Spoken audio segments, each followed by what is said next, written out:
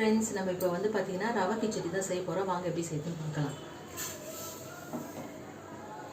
முதல்ல ஒரு கிளாஸ் ரவை எடுத்து போட்டுடலாம். நல்லா வறுத்துக்கலாம். ஆல்ரெடி இது ரோஸ்டட் தான், நம்ம கொஞ்சம் தேவையான அளவுக்கு வறுத்துக்கலாம்.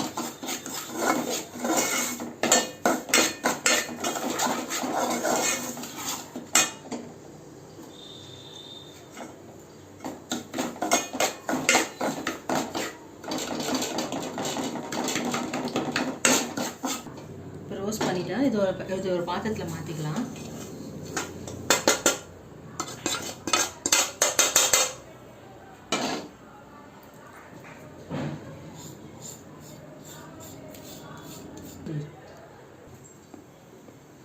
இப்போ வந்து கொஞ்சமாக எண்ணெய் ஊற்றிக்கலாம். எண்ணெய் ஊற்றுற பிறகு கொஞ்சம் கடுகு போட்டுக்கலாம். கடுகு போட்டுக்கிட்டோம். இப்போது கடலைப்பருப்பு உளுத்தம்பருப்பு போட்டுக்கலாம். கொஞ்சம் வதக்கிக்கலாம். கொஞ்சமாக வெங்காயம் போட்டுக்கலாம். வெங்காயம் கொஞ்சம் கருவேப்பிலை,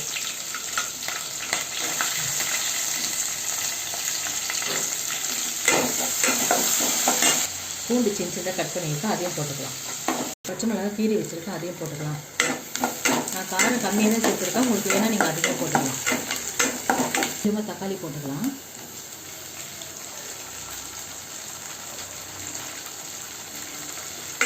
இப்போ நம்ம கேரட், பீன்ஸு, பட்டாணி இதை வந்து நம்ம கட் பண்ணி வச்சுருக்கோம், அதையும் போட்டுக்கலாம். உப்பு கொஞ்சம் போட்டுக்கலாம். கொஞ்சமாக மஞ்சள் தூள் போட்டுக்கலாம். தேவையான தண்ணி ஊற்றிக்கலாம். நான் வந்து 1 கிளாஸ் ரவை எடுத்துருக்குறேன். அது போல் பார்த்தீங்கன்னா நான் வந்து 3 கிளாஸ் தண்ணி ஊற்றுறேன். ஏன்னா காய்கறி நம்மளுக்கு வேகணும். நார்மலாக நம்ம ரவை உப்புமா பண்ணுறதுனா 2.25 டம்ளர் தண்ணி ஊற்றலாம். 3 கிளாஸ் டம்ளர் இப்போ 3 கிளாஸ் தண்ணி. இப்போ வந்து நம்ம மூடி வச்சலாம். நல்லா கொதிச்சு வரட்டும். இப்போ தண்ணி நல்லா கொதிச்சிச்சு. இப்போ நம்ம ரவையை போட்டுக்கலாம்.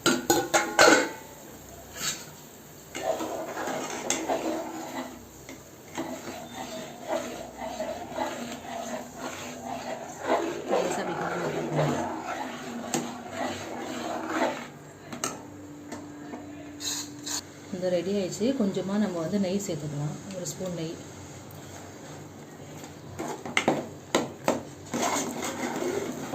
அவ்வளோதான் ஃப்ரெண்ட்ஸ், ரெடி ஆயிடுச்சு கிச்சடி.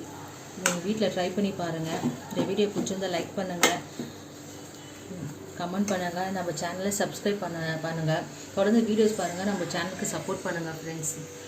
இப்போ வந்து சரியாக வியூஸே போக மாட்டேங்குது. நிறைய வீடியோஸ் நானும் போட்டுட்டு தான் இருக்கேன். இதுக்கப்புறம் தொடர்ந்து வீடியோஸ் வரும். ஓகே ஃப்ரெண்ட்ஸ், பாய்.